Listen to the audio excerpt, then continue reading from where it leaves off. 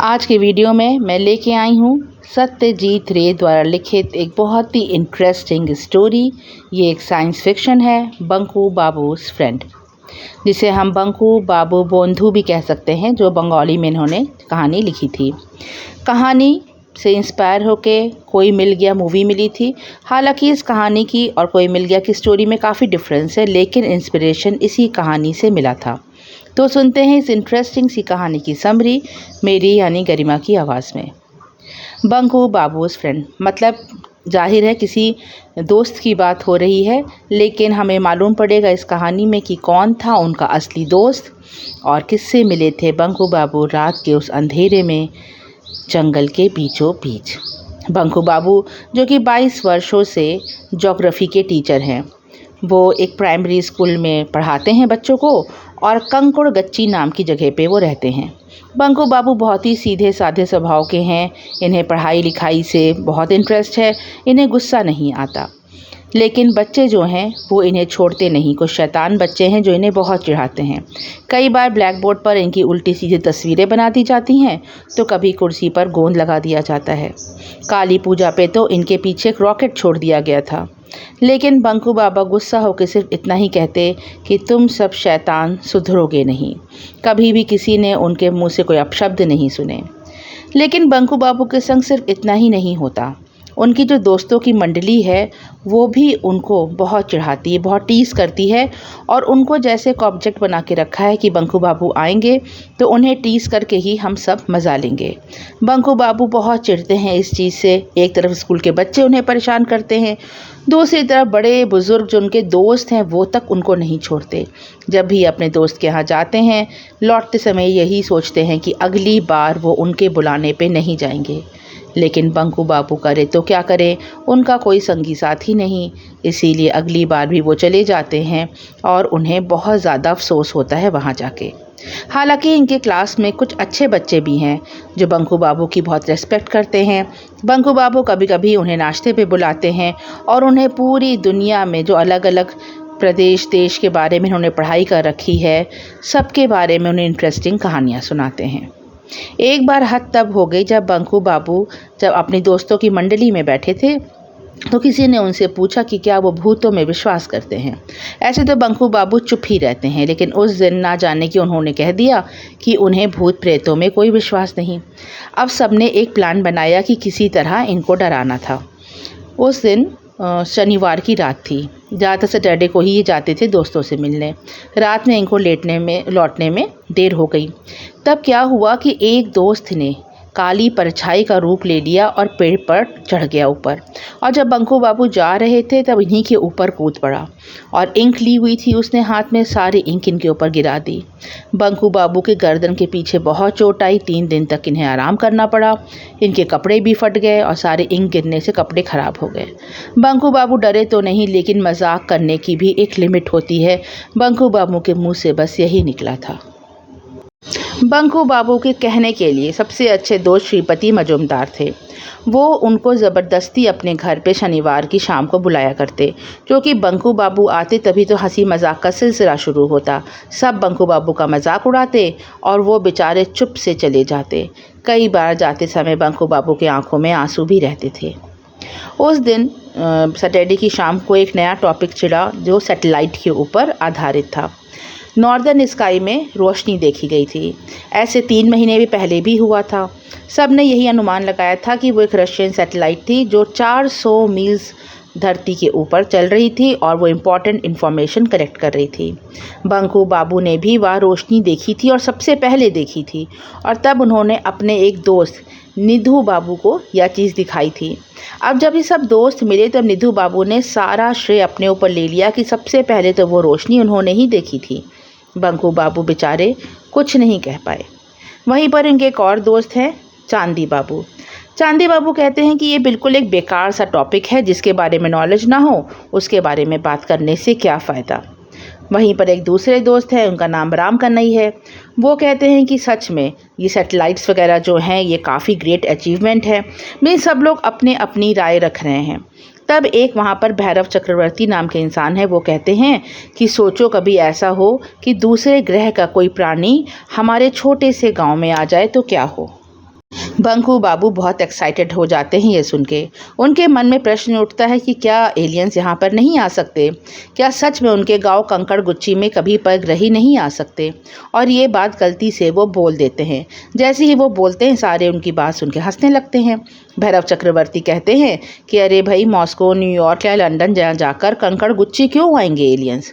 वहीं श्रीपति बाबू भी यही कहते हैं कि सच में बंकू बाबू की सोच तो बिल्कुल निराधार है। तब चांदी बाबू कहते हैं कि नहीं, परग्रही यहाँ जरूर आ सकते हैं, क्योंकि बंकू बाबू जैसा इस अजूबा और स्पेसिमेन उन्हें और कहाँ मिलेगा। वो ज़रूर उन्हें अपने साथ अपने ग्रह ले जाएंगे और ज़ू में सजा के रखेंगे। जब ये बात बोलते हैं चांदी बाबू, तो बंकू बाबू के आंखों में बिल्कुल आंसू आ जाते हैं। वो सोचने लगते हैं कि जो ये पूरा ग्रुप बैठा है, क्या सारे के सारे किसी अजूबे से कम नहीं हैं? श्रीपति बाबू की जो चिन्ह है वो बिल्कुल ऊंट जैसी है। भैरव चक्रवर्ती की आंखें कछुए जैसी हैं। निधु बाबू देखने में छछूंदर लगते हैं। वहीं राम कनाई बिल्कुल बकरी जैसे हैं। और चांदी बाबू, उनकी शक्ल तो एकदम चूहे जैसी है। आंखों में आंसू लिए बंकू बाबू चल देते हैं। जाते समय पीछे से राम कन्हई बाबू कहते हैं, अरे बंकू बाबू, जरा संभल के जाना, शनिवार की रात है, काफ़ी रात हो चुकी है, कोई भूत ना मिल जाए। बंकू बाबू कुछ नहीं कहते। ठंड भरी रात थी। अब फोटो में तो दिखाया गया है कि उनके हाथ में लैंटर्न है, लेकिन कहानी में ऐसा नहीं है। उनके हाथ में ना लैंटर्न थी ना टॉर्च थी। उन्हें उस पूरे रास्ते से वो इतने परिचित थे कि वो आराम से अपने घर चले जाते थे। हालांकि रास्ते में काफ़ी घना जंगल था। अब जब ये जाने लगते हैं उस रास्ते से जिससे वो बहुत परिचित थे, तब उन्हें कुछ अटपटा सा लगता है। वो देखते हैं कि आज झिंगुरों की कोई आवाज़ नहीं आ रही है। वो जब भी जाते थे जंगल के बीच से तो झिंगुर बहुत बोलते थे। तभी वो देखते हैं कि वहीं तालाब है पास में, उसमें से एक हल्की गुलाबी रंग की रोशनी आ रही है। बंकू बाबू रोशनी की तरफ बढ़ते हैं। जैसे जैसे वो रोशनी के पास जाने लगते हैं, उनके कानों में से घंटी बजने लगती है, जैसे सनसनाहट होने लगती है और बहुत तेज़ आवाज़ होती जा रही थी। जब ये बांस के पेड़ के पीछे पहुंचते हैं तो देखते हैं कि एक गोलाकार चमकता हुआ, जैसे उल्टा कटोरा रखा हुआ हो वैसे ही पॉन्ड के ऊपर रखा हुआ है और उसके अंदर से गुलाबी रंग की रोशनी निकल रही है। जैसे ही जाते हैं वो पास में, बस इन्हें ऐसा लगता है कि किसी इनविजिबल धागे से इनके हाथ पैर बंध गए हों और वहीं पर ये धड़ाम से ज़मीन पर गिर पड़ते हैं। बंकू बाबू बहुत कोशिश करते हैं कि किसी तरह वो खुद को उस जकड़न से छुड़ा पाएँ, उठ के खड़े हो पाएँ, लेकिन वो नाकाम रहते हैं। तभी उन्हें एक पतली सी आवाज़ आती है कहीं दूर से। वो आवाज़ आदमी जैसी तो लग रही थी, लेकिन बहुत ही पतली थी और वो बोल रही थी, मिलिपी पिंग कुर्क, मिलिपी पिंग कुर्क। बंकू बाबू को समझ नहीं पा रहे थे। तभी वो पतली सी आवाज़ फिर आती है, who are you, who are you. अब बंकू बाबू समझ जाते हैं कि अच्छा, ये इंग्लिश में पूछ रहा है कि तुम कौन हो। तब बंकू बाबू कहते हैं, बंकू बिहारी दत्त, आमी बंकू बिहारी दत्त। तब वो जो भी वो आवाज़ थी वो पूछती है कि क्या तुम अंग्रेज़ हो? तो ये कहते हैं, नहीं साहब, मैं बंगाली। तब वो आवाज़ बोलती है, नमस्कार। तब बंकू बाबू भी नमस्कार कहते हैं और जैसे ही वो नमस्कार कहते हैं उनके हाथ पैर अपने आप खुल जाते हैं और जो उल्टे कटोरे जैसी आकृति थी उसमें से एक दरवाज़ा खुलता है और एक अजीब सा प्राणी बाहर आता है। उसका जो सर था वो बहुत बड़ा था, शरीर बिल्कुल पतला था। सर पर तो कुछ भी नहीं था, लेकिन शरीर पर उसने पतली सी ड्रेस पहनी हुई थी। शरीर पे कहीं पर भी बालों का नामो निशान नहीं था। लगभग वो 4 फुट का था। उसकी आंखें बहुत बड़ी बड़ी थीं और पीली थीं और चमक रही थी। वो प्राणी 1 मिनट तक बंकू बाबू को घूरता रहता है, फिर पूछता है, क्या यह धरती है? बंकू बाबू कहते हैं, हाँ, ये धरती है। तब वो जो भी प्राणी था, एलियन था, वो कहता है कि अरे, आज मेरा इंस्ट्रूमेंट फिर से काम नहीं कर रहा है। उन्हें तो प्लूटो पे जाना था। एक बार पहले भी ऐसा हो चुका था जब उन्हें जुपिटर पे जाना था और वो मार्स से पहुंच गए। फिर वो प्राणी कहता है बंकू बाबू से कि उसका पूरा एक दिन बर्बाद हो गया। उसकी लंबी लंबी उंगलियां थीं, तो वो बंकू बाबू के हाथ पैर को छूने लगता है अपनी पतली पतली उंगलियों से। फिर वो आदमी कहता है, वो जो एलियन था वो कहता है कि मेरा नाम एंग है और मैं क्रेनस नाम के एक ग्रह से आया हूँ जो मनुष्यों से बहुत विकसित है। बंकू बाबू सोचने लगते हैं कि 4 फुट का प्राणी भला मनुष्यों से किस प्रकार विकसित हो सकता है। तब एंग कहता है कि तुम्हें कितनी भाषाएं आती हैं? बंकू बाबू कहते हैं बंगाली आती है, अंग्रेज़ी आती है और थोड़ी बहुत हिंदी भी आती है। तो एंग कहता है अच्छा मीन्स तुम्हें 2.5 भाषाएं आती हैं। एंग कहता है उसे तो 14,000 भाषाएं आती हैं। फिर वो पूछता है तुम कितने वर्ष के हो। बंकू बाबू कहते हैं कि वो 50 वर्ष के हैं। एंग कहता है कि वो तो 850 सालों का है। फिर वो पूछता है बंकू बाबू से क्या तुम मांस मछली खाते हो। बंकू बाबू को याद आता है कि अभी काली पूजा पे ही तो इन्होंने खूब कस के मीट खाई थी। तब एंग कहता है कि हम लोग ने तो वर्षों पहले ही मांस मछली खाना सब कुछ छोड़ दिया। फिर वो जो एंग था वो बंकू बाबू के हाथ में एक पत्थर देता है। जैसे ही बंकू बाबू उस पत्थर का हल्का सा स्पर्श करते हैं उन्हें कस के करंट लगता है। एंग हंसने लगता है, कहता है ये हमारे दुश्मनों को दूर रखने का सबसे अच्छा हथियार है। जब तक ये हमारे पास है कोई भी दुश्मन पास नहीं आ सकता। बंकू बाबू से वो पूछता है कि क्या कोई ऐसी जगह है जो तुम देखना चाहते हो। अब बंकू बाबू ऐसे तो ज्योग्राफी के टीचर थे लेकिन वो ज़्यादा घूमे फिरे नहीं थे। वो खाली सुंदरबन गए थे और एक बार दीघा गए थे, लेकिन उन्होंने ये बात एंग को बतानी ठीक नहीं समझी। एंग फिर कहता है कि बताओ तुम कौन सी जगह देखना चाहोगे इस धरती पे, क्या नॉर्थ पोल देखना चाहोगे। बंकू बाबू कहते हैं कि हाँ वो नॉर्थ पोल ज़रूर देखना चाहेंगे। एंग एक छोटी सी ट्यूब निकालता है जिसके एक सिरे पे ग्लास लगा हुआ था। वो बंकू बाबू को देता है और कहता है कि लो इसके अंदर देखो और जो भी तुम मन में सोचोगे वो जगह तुम्हें दिखाई देगी। बंकू बाबू जब उस ट्यूब के अंदर देखते हैं तो उन्हें अपनी आंखों पर विश्वास नहीं होता। उस नली से वो हिमालय की बर्फ़ से ढकी पहाड़ियाँ देख सकते थे, ऊपर नीला आकाश जिस पे इंद्रधनुष निकला हुआ था। साथ ही उन्हें इग्लू दिखाई देता है, पोलर बियर दिखाई देते हैं और वॉलरस भी दिखता है। फिर उन्हें ब्राज़ील की याद आती है, ब्राज़ील की वो पिराना मछलियाँ जो मांसाहारी होती हैं। जैसे ही वो ब्राज़ील के बारे में सोचते हैं उन्हें बड़े बड़े एनाकोंडा सांप दिखाई देने लगते हैं और फिर उन्हें दिखाई देती है वो पिराना मछली जो तेज़ी से मगरमच्छों का मांस खाई जा रही थी और उनका कंकाल बाहर निकल रहा था। ये दृश्य देख नहीं पाते बंकू बाबू और वो नली को अपनी आंखों पर से हटा देते हैं। एंग कहता है बंकू बाबू से क्या तुम अब भी खुद को हमसे बेहतर समझते हो। बंकू बाबू कुछ नहीं कहते। एंग कहता है तुम एक अच्छे इंसान हो।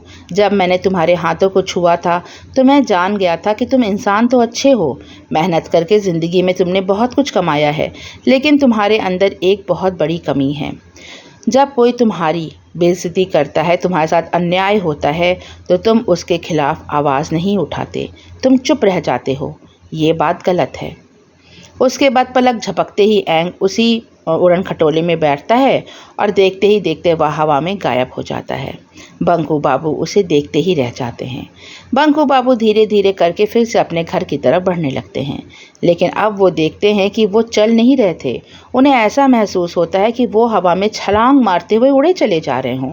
उनके अंदर एक गज़ब का जोश, गज़ब का कॉन्फिडेंस आ चुका था। अगले दिन संडे था। बंकू बाबू को तो अपने दोस्तों से मिलने जाना ही जाना था। बहुत बेइज्जती सही थी उन्होंने अपने दोस्तों के हाथों। सारे दोस्त बैठ के बंकू बाबू का इंतज़ार कर रहे हैं कि कब बंकू बाबू आएंगे और उनकी बेइज्जती का सिलसिला फिर से शुरू होगा।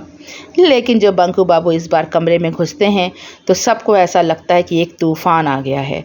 सबके हाथ में जो चाय के कप थे वो कांपने लगते हैं और बंकू बाबू को ये देख के बहुत हंसी आती है।